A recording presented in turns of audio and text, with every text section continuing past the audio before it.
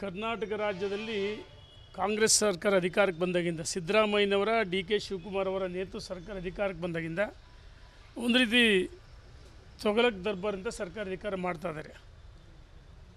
ಇವತ್ತು ಕೆಲವು ಅಲ್ಪಸಂಖ್ಯಾತ ಗುಂಡಾಗಳು ಮೈಸೂರಿನಲ್ಲಿ ಯಾವುದೋ ಒಂದು ಸಾಮಾಜಿಕ ಜಾಲತಾಣದಲ್ಲಿ ಪೋಸ್ಟ್ ಹಾಕಿದ್ದಕ್ಕೆ ಇಡೀ ಪೊಲೀಸ್ ಠಾಣೆಯನ್ನು ಬೆಂಕಿ ಹಚ್ಚತಕ್ಕಂಥ ಧ್ವಂಸ ಮಾಡ್ತಕ್ಕಂಥ ಕೆಲಸವನ್ನು ಮಾಡಿದರು. ಅಂಥ ನೀಚರನ್ನ ದೇಶ ವಿರೋಧಿಗಳನ್ನ ಬಂಧಿಸ್ತಕ್ಕಂಥ ಸರಿಯಾದ ರೀತಿ ಬಂಧಿಸ್ತಕ್ಕಂಥ ಕೆಲಸವನ್ನು ಮಾಡಲಿಲ್ಲ ಸರ್ಕಾರ. ನಿನ್ನೆ ದಿವಸ ರಾಜ್ಯದ ಅಧ್ಯಕ್ಷರ ನೇತೃತ್ವದಲ್ಲಿ ಭಾರತೀಯ ಜನತಾ ಪಾರ್ಟಿ ಹೋರಾಟ ಮಾಡೋದಕ್ಕೆ ಎಮರ್ಜೆನ್ಸಿ ಡಿಕ್ಲೇರ್ ಮಾಡಿದರು ಒಂದು ರೀತಿ. ಯಾಕೆ ತುರ್ತು ಪರಿಸ್ಥಿತಿ ಶ್ರೀಮತಿ ಇಂದಿರಾ ಗಾಂಧಿಯವರು ಪ್ರಧಾನಮಂತ್ರಿ ಆದ ಸಂದರ್ಭದಲ್ಲಿ ತುರ್ತು ಪರಿಸ್ಥಿತಿ ಹೇಳ್ತಾಯಿದ್ರು. ವಾಕ್ ಸ್ವಾತಂತ್ರ್ಯ ಇರಲಿಲ್ಲ, ಪ್ರಜಾಪ್ರಭುತ್ವನೇ ಕಗ್ಗೊಲೆ ಮಾಡಿದರು. ಅದೇ ರೀತಿ ಕರ್ನಾಟಕದಲ್ಲಿ ಇವತ್ತು ಪ್ರಜಾಪ್ರಭುತ್ವ ಕಗ್ಗೊಲೆ ಆಗಿದೆ. ಈ ಹಿಂದೆ ಮೈಸೂರು ಚಲೋ ವಾಹನದಲ್ಲಿ ರಾಜ್ಯದ ಅಧ್ಯಕ್ಷರು ಪ್ರತಿಪಕ್ಷ ನಾಯಕರು ಹೊರಟಾಗ ರೋಡ್ ಮಧ್ಯದಲ್ಲಿ ಬಂಧಿಸಿದರು. ನಿನ್ನೆನೂ ಸಹ ಕೋರ್ಟಿಂದ ಷರತ್ತುಬದ್ಧ ಅನುಮತಿಯನ್ನು ಪಡೆದು ಪ್ರೊಟೆಸ್ಟ್ ಮಾಡಬೇಕಾಯಿತು. ಇದೇನು ಪ್ರಜಾತಂತ್ರ ರಾಜ್ಯನೋ ನಾವೆಲ್ಲಿದ್ದೀವಂತ ಅನುಮಾನ ಮೂಡ್ತಾಯಿದೆ. ಇವತ್ತು ಒಂದು ಕಡೆ ಕಾನೂನು ಸುವ್ಯವಸ್ಥೆ ಸಂಪೂರ್ಣವಾಗಿ ರಾಜ್ಯದಲ್ಲಿ ಕುಸಿದು ಹೋಗಿದೆ. ಹುಬ್ಬಳ್ಳಿ ಪೊಲೀಸ್ ಠಾಣೆ ಮೇಲೆ ಹಿಂದೆ ಕಲ್ಲು ತೂರಾಟ ಮಾಡಿರ್ತಕ್ಕಂಥ ವಾಪಸ್ ಪಡೆಯೋಕ್ಕೆ ಪ್ರಯತ್ನ ಮಾಡ್ತಾರೆ. ಇವರಿಗೆಲ್ಲ ಕೆಲವು ಅಲ್ಪಸಂಖ್ಯಾತ ಗುಂಡುಗಳು ಬ್ರದರ್ಸ್ಗಳಾಗ್ಬಿಡ್ತಾರೆ. ಮತ್ತು ಮೈಸೂರಿನಲ್ಲಿ ಕೆಲವು ಪುಂಡಾಟಿಕೆ ಮಾಡಿ ಪೋಕ್ಸೋ ಕೇಸ್ ಹಾಕಿದರು. ಅದನ್ನು ಸರ್ಕಾರ ಸರಿಯಾದ ರೀತಿ ಕ್ರಮ ಜರುಗಿಸ್ತಾ ಇಲ್ಲ. ನಾವು ಹೇಳ್ತಾ ಇದ್ದೀವಿ, ಕರ್ನಾಟಕ ರಾಜ್ಯದಲ್ಲಿ ಸಂಪೂರ್ಣವಾಗಿ ಆಡಳಿತ ಯಂತ್ರ ಕುಸಿದು ಹೋಗಿದೆ, ಕಾನೂನು ಸುವ್ಯವಸ್ಥೆ ಹದಗೆಟ್ಟಿದೆ. ಇವರಿಗೆ ಸರ್ಕಾರ ಆಡಳಿತ ಮಾಡೋಕ್ಕೆ ನಾಲಾಯಕ್ ಇವರಲ್ಲ. ರಾಜೀನಾಮೆ ಕೊಟ್ಟು ಮನೆಗೆ ಹೋಗ್ಬೇಕಂತ ಹೇಳ್ತೀವಿ. ಇಲ್ಲದೇ ಇದ್ದರೆ ರಾಜ್ಯದ ಜನ ನಿಮಗೆ ತಕ್ಕ ಪಾಠ ಕಲಿಸ್ತಾರೆ ಅಂತೇಳಿ ನಾನು ಸರ್ಕಾರಕ್ಕೆ ಎಚ್ಚರಿಕೆಯನ್ನು ಕೊಡ್ತಾ ಇದ್ದೀನಿ. ಅಲ್ಲ ಸರ್, MS ಪುಂಡ್ರನ್ನ ನಿಯಂತ್ರಣ ಮಾಡೋದಕ್ಕೆ ನಿಮ್ಮ ಸರ್ಕಾರದಿಂದ ಆಗಲಿಲ್ಲ, ಇವಾಗ ಇರುವಂಥ ನಮ್ಮ ಸರ್ಕಾರದಾಗ ಏನು ಅಲ್ಲ ನೋಡಿ, ನಮಗೇನು ವೋಟ್ ಬ್ಯಾಂಕ್ ಅಂತಲ್ಲ ನೋಡಿ. ಆಯಾ ಪ್ರಾಂತವಾರು ಈಗ ಆಂಧ್ರದಲ್ಲಿ ತೆಲುಗು, ತಮಿಳ್ನಾಡಲ್ಲಿ, ಮಹಾರಾಷ್ಟ್ರಲ್ಲಿ ಅವರ ರಾಜ್ಯದಲ್ಲಿ ಆಯಾ ಪ್ರಾಂತ, ಗೋವಾ ಇರ್ಬೋದು, ಪಕ್ಕದ ರಾಜ್ಯಗಳು, ಆಯಾ ರಾಜ್ಯಗಳಲ್ಲಿ ಆಯಾ ಭಾಷೆಗಳು ಮಾತಾಡ್ತಾರೆ. ಕರ್ನಾಟಕದಲ್ಲಿ ಕನ್ನಡ ಮಾತಾಡೋದು ಮಾತೃಭಾಷೆ. ನಾವು ಮಹಾರಾಷ್ಟ್ರಕ್ಕೆ ಹೋಗಿ ಕನ್ನಡ ಮಾತಾಡೋಕ್ಕೆ ಬರುತ್ತಾ? ಆಯಾ ಪ್ರಾಂತಗಳಲ್ಲಿ ಭಾಷಾ ಪ್ರೇಮ ಇರುತ್ತೆ, ಪ್ರಾಂತವಾರು ಇದಿರುತ್ತೆ. ಆದರೆ ನಮ್ಮ ರಾಜ್ಯದಲ್ಲಿ ಏನು ಗುಂಡಾಗಳು ಕಂಡಕ್ಟ್ರುಗಳ ಮೇಲೆ ನಮ್ಮ ಕನ್ನಡ ಪರ ಹೋರಾಟಗಾರರಿಗೆ ಮಸಿ ಬಳಿದಿರ್ಬೋದು, ಬಸ್ಗಳಿಗೆ ಮಸಿ ಬಳಿದಿರ್ಬೋದು, ಬಸ್ಗಳಿಗೆ ಕಲ್ಲು ತೂರಾಟ ಇರ್ಬೋದು, ಬಸ್ಸು ಸುಡ್ತಕ್ಕಂಥ ಕೆಲಸ ಇರ್ಬೋದು, ಅಥವಾ ಕಂಡಕ್ಟ್ರ್ ಮೇಲೆ ಪೋಕ್ಸೋ ಕೇಸನ್ನು ಸರ್ಕಾರ ಸರಿಯಾದ ರೀತಿ ನಿರ್ವಹಿಸ್ತಿಲ್ಲ. ಸಂಪೂರ್ಣವಾಗಿ ಕಾನೂನು ವ್ಯವಸ್ಥೆ ಕುಸಿದು ಹೋಗಿದೆ ಅಂತ ಹೇಳಕ್ಕೆ ಇಚ್ಛೆಪಡ್ತೀನಿ. ಲಕ್ಷ್ಮೀ ಹೆಬ್ಬಾಳ್ಕರ್ ಅವರು ಅದೇ ಗ್ರಾಮಕ್ಕೆ ಅಲ್ಲೇ ಮಾಡಿದ್ರು, ಕಂಡಕ್ಟರ್ ಅದೇ ಗ್ರಾಮಕ್ಕೆ ಹೋಗಿ ಭಾಷಣ ಮಾಡ್ತಾರೆ ಮರಾಠಿಯಲ್ಲೇ ನೋಡಿ.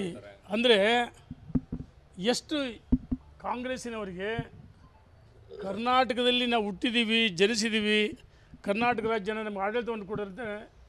ಇವರಿಗೆ ಮಾತೃಭಾಷೆ ಪ್ರೇಮನೇ ಇಲ್ಲ, ಭಾಷಾ ಪ್ರೇಮ ಇಲ್ಲ, ದೇಶದ ಬಗ್ಗೆ ಅಭಿಮಾನ ಇಲ್ಲ, ಕೇವಲ ಕುರ್ಚಿಗೋಸ್ಕರ ರಾಜಕಾರಣ ಮಾಡೋದು ಕಾಂಗ್ರೆಸ್ನವರು. ಹಾಗಾಗಿ ತೀವ್ರವಾಗಿ ನಾವು ಖಂಡಿಸ್ತೀವಿ ಇದನ್ನು. ಸರ್ಕಾರ ಆಡಳಿತದಿಂದ ಕುಸಿದು ಹೋಗಿದೆ. ಎಲ್ಲ ಒಂದು ಕಡೆ ಇವರು ವೋಟ್ ಬ್ಯಾಂಕ್ ರಾಜಕಾರಣಕ್ಕೋಸ್ಕರ ಎಲ್ಲರನ್ನೂ ಓಲೈಸಕ್ಕೆ ಕೊಟ್ಟಿದ್ದಾರೆ. ನೋಡಿ, ನಿನ್ನೆ ದಿವಸ ಮೈಸೂರಿನಲ್ಲಿ ಇವರು ಹೆಂಗೆ ಇಂದಿರಾ ಗಾಂಧಿ ಎಮರ್ಜೆನ್ಸಿ ಡಿಕ್ಲೇರ್ ಮಾಡಿದರು. ನಿನ್ನೆ ದಿವಸ ಅಲ್ಲಿ 144 ಸೆಕ್ಷನ್ ಜಾರಿ ಹಾಕಿದರೆ ಏನು ಅವಶ್ಯಕತೆ ಇತ್ತಾ? ಅದೇ ಗುಂಡಾಗಳು ಪೊಲೀಸ್ ಠಾಣೆ ಮೇಲೆ ಯಾರು ಧ್ವಂಸ ಮಾಡಿದರು, ಕೇವಲ ಒಂದು ಅವರು ಏನು ಬೇಕಂತ ಪೋಸ್ಟ್ ಹಾಕ್ತಾರೆ. ಪೋಸ್ಟು ಅವಹೇಳನಕಾರಿ, ಏನು ಅವಹೇಳನಕಾರಿ ಆಗಿದೆ ಇವರಿಗೆ? ಇವ್ರು ಮಾಡ್ತಕ್ಕಂಥ ಕೃತ್ಯಗಳು, ದೇಶ ವಿರೋಧಿ ಚಟುವಟಿಕೆಗಳು, ಕುಕ್ಕರ್ ಬಾಂಬ್ ಬ್ಲಾಸ್ಟ್ ಇರ್ಬೋದು, ಭಾಳಷ್ಟು ಭಯೋತ್ಪಾದನೆ ಹುಟ್ಟಿ ಹಾಕ್ತಾರೆ. ಹಾಗಾಗಿ ಸರ್ಕಾರ ವೋಟ್ ಬ್ಯಾಂಕ್ ರಾಜಕಾರಣ ಮಾಡ್ತದೆ. ಕಾಂಗ್ರೆಸ್ನವರು ದೇಶದ ಜನ ಇವ್ರಿಗೆ ಸರಿಯಾದ ರೀತಿ ಪಾಠ ಕಲಿಸಿದ್ದಾರೆ. ಅಲ್ಲ ಸರ್, ಇಷ್ಟಾದರೂ ವಿಪಕ್ಷಗಳು ಹೋಗಿಲ್ಲಲ್ಲ ಸರ್, ಬೆಳಗಾವಿಗೆ ಹೋಗಿ ಅವ್ರಿಗೆ ಸಾಂತ್ವನ ಹೇಳೋದು. ಅಲ್ಲಿ ನಮ್ಮ ಸ್ಥಳೀಯ ಮುಖಂಡರುಗಳು ಭೇಟಿ ಕೊಟ್ಟಿದ್ದಾರೆ. ಮೈಸೂರಲ್ಲೂ ಸಹ ಏನು ಘಟನೆ ಆಗಿದೆ ತೀವ್ರವಾಗಿ ಖಂಡಿಸಿದ್ದೀವಿ. ಮೈಸೂರು ಘಟನೆಯನ್ನು ನಮ್ಮ ರಾಜ್ಯದ ಅಧ್ಯಕ್ಷರು ಪ್ರತಿಪಕ್ಷ ನಾಯಕರು ಖಂಡಿಸಿದ್ದಾರೆ. ಸರ್ ಈಗ ಯಡಿಯೂರಪ್ಪ ಊಟಹಬ್ಬ ಮಾಡ್ತೀವಿ ಅಂತೇಳಿ ಹೈಕಮಾಂಡ್ ಏನೋ ಮಾಡಬಾರ್ದು ಅಂತೇಳಿ ಆದೇಶ ನೀಡಿದೆ. ಯಾರು ಹೇಳಿದ್ದು? ಆದೇಶ ಬಂದಿದೆ. ಎಲ್ಲಿ ಹೇಳಿದ್ಯಾರು? ಅಂದರೆ ಯಡಿಯೂರಪ್ಪ ನೋಡೋಣ, ಹುಟ್ಟುಹಬ್ಬವನ್ನು ಆಚರಣೆ ಮಾಡಬಾರ್ದು ಅಂತ ನಮ್ಮ ರಾಷ್ಟ್ರೀಯ ನಾಯಕರು ಎಲ್ಲಿ ಹೇಳಿಲ್ಲ. ನಾವು ದಾವಣಗೆರೆಯಲ್ಲಿ ಬೃಹತ್ ಸಮಾವೇಶ ಹುಟ್ಟುಹಬ್ಬವನ್ನು ಮಾಡಬೇಕಂತೇಳಿ ತೀರ್ಮಾನ ಮಾಡಿದ್ವಿ. ಯಡಿಯೂರಪ್ಪನವರು ರಾಜಕೀಯದಿಂದ ನಿವೃತ್ತಿ ಆಗಿಲ್ಲ, ನಮಗೆಲ್ಲರಿಗೂ ಮಾರ್ಗದರ್ಶನ ಮಾಡ್ತಾರೆ. ಚುನಾವಣಾ ಕಡೆಯಿಂದ ಮಾತ್ರ ನಿವೃತ್ತಿ ಆಗಿದ್ದರು. ನಾವು ಹಾಗಾಗಿ ಹುಟ್ಟುಹಬ್ಬವನ್ನು ಆಚರಣೆ ಮಾಡ್ಬೇಕಂತ ಹೇಳಿದ್ವಿ. ನಮ್ಮ ನಾಯಕರಾದ ಸನ್ಮಾನ್ಯ ಯಡಿಯೂರಪ್ಪನವರು ರಾಜ್ಯದ ಅಧ್ಯಕ್ಷರು ನಮಗೆ ಸೂಚನೆಯನ್ನು ಕೊಟ್ಟರು. ಯಾವುದೇ ಸಂಘಟನಾ ಪರ್ವ ಇದೆ, ಸಂಘಟನಾ ಪರ್ವ ಇವತ್ತು ರಾಜ್ಯದಲ್ಲಿ ಈ ಹಿಂದೆ ಹೇಳಿದಾಗ ಸದಸ್ಯತ್ವ ಅಭಿಯಾನ, ಸಕ್ರಿಯ ಸದಸ್ಯತ್ವ ಅಭಿಯಾನ, ಭೂ ಸಮಿತಿಗಳು, ಮಂಡಲ ಸಮಿತಿಗಳು, ಜಿಲ್ಲಾ ಸಮಿತಿಗಳು, ಇವೆಲ್ಲ ಸಂಘಟನಾ ಪರ್ವದಿಂದ ಆ ಸಮಾವೇಶದ ಬಗ್ಗೆ ಗಮನ ಹರಿಸೋದು ಬೇಡ ಅಂತ ಹೇಳಿಕೆ ನಾವು ಸ್ಥಗಿತ ಮಾಡಿದ್ವಿ ಅಷ್ಟೇ. ರಾಷ್ಟ್ರೀಯ ನಾಯಕರು ಎಲ್ಲೂ ಬೇಡ ಅಂತ ಹೇಳಿಲ್ಲ. ಯಡಿಯೂರಪ್ಪನವ್ರು ಹುಟ್ಟುಹಬ್ಬ ಮಾಡ್ತೀವಿ, ರಾಷ್ಟ್ರೀಯ ನಾಯಕರು ಯಾರಾದರೂ ಬೇಡ ಅಂತ ಹೇಳ್ತಾರೆ? ರಾಷ್ಟ್ರೀಯ ನಾಯಕರು ಭಾಗವಹಿಸ್ತಾರೆ ಮಾಡಿದರೆ, ಆದರೆ ರಾಜ್ಯದ ಅಧ್ಯಕ್ಷರು ಮತ್ತು ಯಡಿಯೂರಪ್ಪನವ್ರು ಸೂಚನೆ ಕೊಡಿದರೆ ಆ ಸೂಚನೆಯನ್ನು ರಾಜ್ಯದ ಅಧ್ಯಕ್ಷರ ಸೂಚನೆ ನಾವು ಶಿರಸಾದಿಂದ ಪ್ರಾಮಾಣಿಕವಾಗಿ ನಾವು ಪಾಲಿಸಿದ್ದೀವಿ. ಇನ್ನೊಂದು, ಪರಮೇಶ್ವರ್ ಅವರ ಹೇಳಿಕೆಯನ್ನು ನಾನು ಗಮನಿಸಿದ್ದೀನಿ. ಭಾಳಷ್ಟು ಜನ ಕಾಂಗ್ರೆಸ್ಸಿನ ಶಾಸಕರು ಸಚಿವರು ಹೇಳಿಕೆಗಳನ್ನ ಪ್ರತಿನಿತ್ಯ ಹೇಳಿಕೆಗಳನ್ನ ಕೊಟ್ಟಾಗ ಆ ಪಕ್ಷದ ರಾಜ್ಯದ ಅಧ್ಯಕ್ಷರು ನೋಟಿಸ್ ಕೊಡಿದ್ದಾರೆ. ಅಂದರೆ ಪ್ರಜಾಪ್ರತಂತ್ರ ವ್ಯವಸ್ಥೆಯಲ್ಲಿ ಈ ಚುನಾಯಿತ ಪ್ರತಿನಿಧಿಗಳಿಗೆ ಆ ಕ್ಷೇತ್ರದಲ್ಲಿ ಅಭಿವೃದ್ಧಿ ಆಗಿಲ್ಲ ಅಂತ ಜನ ಕೇಳ್ತಾರೆ. ಸರ್ಕಾರ ಅಧಿಕಾರಕ್ಕೆ ಬಂದಾಗಿಂದ ಒಂದು ಶಂಕುಸ್ಥಾಪನೆ ಮಾಡಿಲ್ಲ, ಉದ್ಘಾಟನೆ ಮಾಡಿಲ್ಲ, ಲೋಕಾರ್ಪಣೆ ಮಾಡಿಲ್ಲ, ಹಣ ಬಿಡುಗಡೆ ಮಾಡಿಲ್ಲ. ಇನ್ನೊಂದು ಕಡೆ ಭರವಸೆಗಳಿಗೂ ಸಹ ಹಣ ಬಿಡುಗಡೆ ಆಗಿಲ್ಲ. ಗೃಹಲಕ್ಷ್ಮಿ ಎಲ್ಲಿ ಹಣ ಬಿಡುಗಡೆ ಮಾಡಿದ್ದಾರೆ? ಎಲ್ಲ ಕಡೆ ಮಹಿಳೆಯರು ಕೇಳ್ತಿದ್ದಾರೆ, ಈ ವಾರದಾಗ ಮಾಡ್ತೀವಿ, ಆ ವಾರ ಮಾಡ್ತೀವಿ ಅಂತ ಹೇಳ್ತಾರೆ. ಇನ್ನೊಂದು ಕಡೆ ಹೇಳ್ತಾರೆ ಪರಮೇಶ್ವರು ಇವತ್ತು 50 ಏನು ನಮಗೆ ಭಾರ ಹೊರೆಯಾಗಿದೆ, ಈ ಗ್ಯಾರಂಟಿಗಳಿಂದ ಅಭಿವೃದ್ಧಿ ಮಾಡೋಕ್ಕಾಗ್ತಲ್ಲ ಅಂತ ಹೇಳ್ತಾರೆ. ಕಾಂಗ್ರೆಸ್ಸಿನ ಹಿರಿಯ ಮುಖಂಡರುಗಳು, ಸಚಿವರುಗಳು ಹೇಳಿಕೆ ಕೊಟ್ಟಾಗ ಅವ್ರಿಗೆ ನೋಟಿಸ್ ಕೊಡ್ತಾರೆ.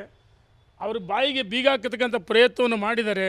ರಾಜ್ಯದಲ್ಲಿ ಒಂದು ಕಡೆ ಭರವಸೆಗಳಿಗೂ ಹಣ ಕೊಡ್ತಾ ಇಲ್ಲ, ಇವರೆಲ್ಲ ಒಂದು ಕಡೆ ಈ ರೀತಿ ಹೇಳಿಕೆಗಳನ್ನು ಕೊಟ್ಟು ನಿಧಾನವಾಗಿ ವಾಪಸ್ ಪಡೆಯೋದಕ್ಕಂಥ ಒಂದು ಕುತಂತ್ರ ಇದು ಒಂದು ಭಾಗ. ಇದ್ರ ಜೊತೆಗೆ ಅಭಿವೃದ್ಧಿಗೂ ಹಣ ಇಲ್ಲ, ಗೃಹಲಕ್ಷ್ಮಿ ಹಣ ಸರಿಗಡೆ ಬಿಡುಗಡೆ ಮಾಡ್ತಲ್ಲ.